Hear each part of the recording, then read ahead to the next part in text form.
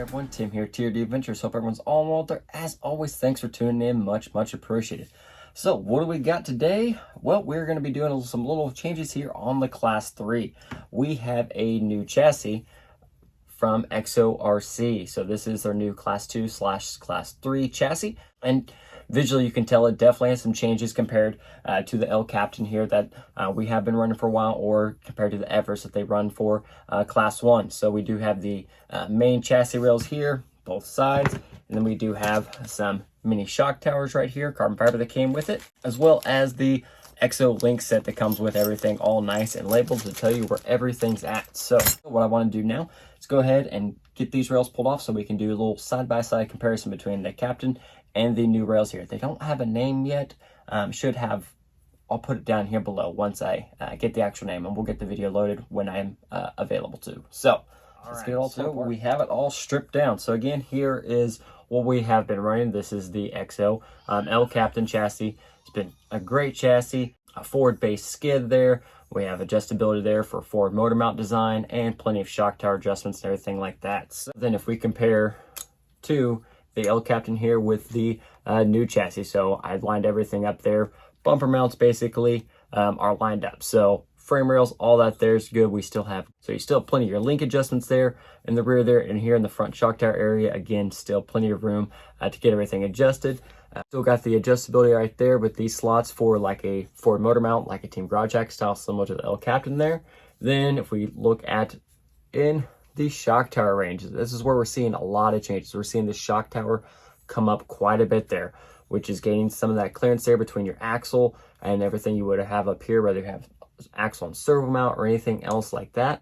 And then we're seeing some of the link adjustments here moving back further. So the big thing here, so here's the El Captain chassis and here is the new chassis. So we are getting a much smaller belly here with this new chassis. We are clearing up all this area here that the El Captain had and right here, and just basically getting everything condensed. So we'll have a smaller footprint there on the belly, which is absolutely awesome.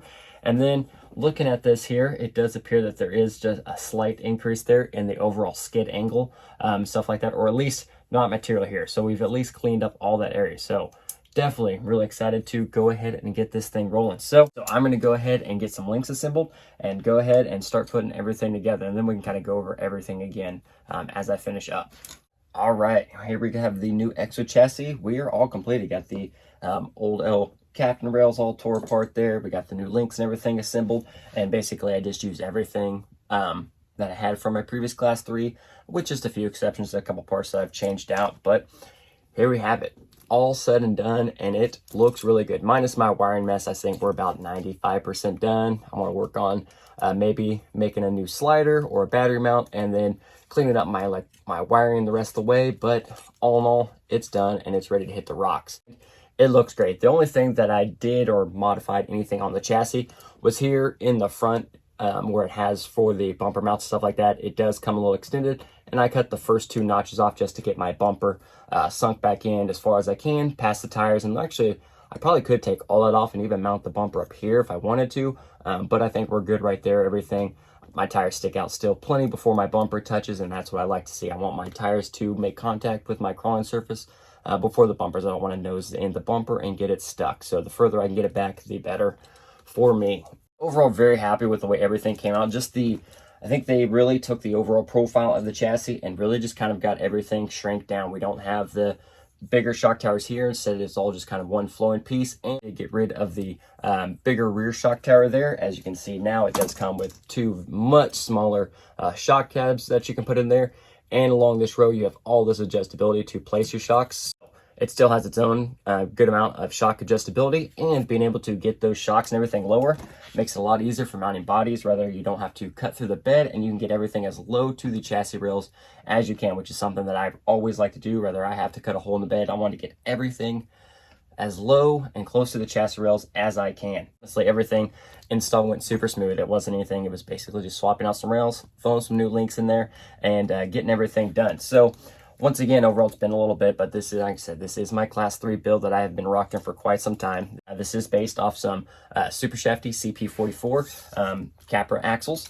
And these axles are outfitted with all the super shafty goodies inside. The axles, we got gears, Team Garage Check, super shafty gears and everything. So they are to the super shafty bomb-proof standard. And of course, 4-wheel steer there. We're rocking some Three Brothers RC G13 Pros, front and rear. And inside there, for motor, we're rocking the 2000 kV Black Jacket. That is the censored outrunner motor, but I do run it uncensored. I run it with the Sound Assassin ESC. And then previously I was running the NSDRC, the RS400 external spool winch, but I swapped it out with the Three Brothers Atlas Pro winch there.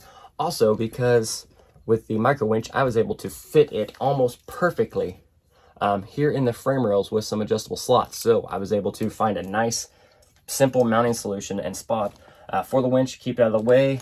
We got a rod in there to help guide the line and stuff like that. So again, everything there went smooth. And of course, transmission using the Exo Alpinus transmission, which has dual output for 0% overdrive or equating to 28% overdrive roughly. So it's got all the goods there. And the other thing I did swap out, I did go ahead and install some ultra short 80mm drive techs from Deluxe Fabrication, and I got them in their shiny new green color which look absolutely awesome and complement everything. Of course, we have the super shafty V1 Ospreys in purple with my cut and shut tusk with some 2.2 anti-foams in there, the shorter 2.2 anti-foam that's currently available. That's the build. And again, I can definitely see plenty of good visual differences between the two chassis. Again, we've already mentioned the shock towers, front and rear changed up, but the biggest improvement that you're going to see with this chassis is all in the belly area.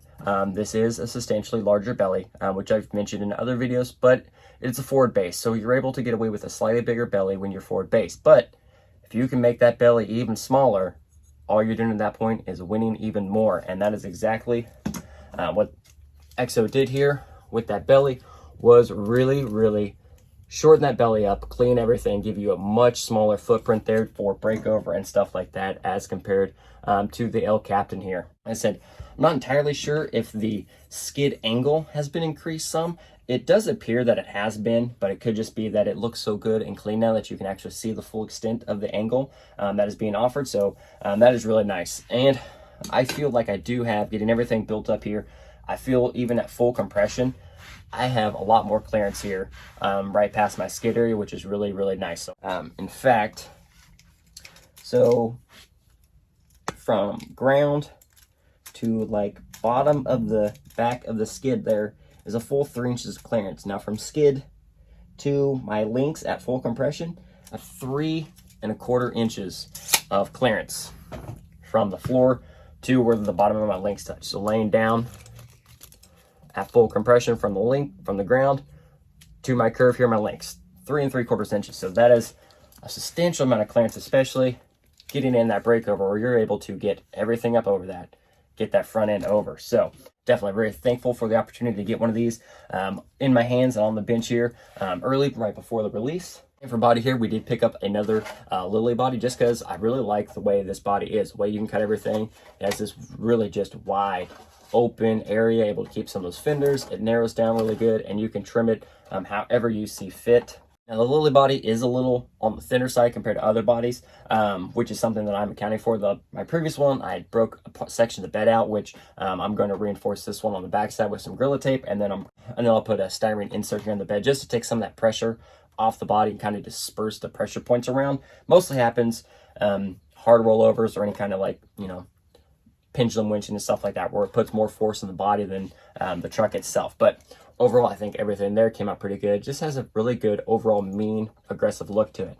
And I did cut quite substantially, but honestly, everything looks good. All in all, I'm super stoked with this. So, and these should be available here shortly. So I will update the description and drop this video when they're available, and then I'll have a running footage video of it here following shortly after. So I hope you do enjoy the video, and check the description below for links to anything that I used in the build or anything like that. So if you need comments on what's going on, it should be down in the description. So any comments, questions, anything like that, as always, put them down below. Do my best to get everything answered. I hope you enjoyed. So until next time, everyone, have a great one. Crawl on.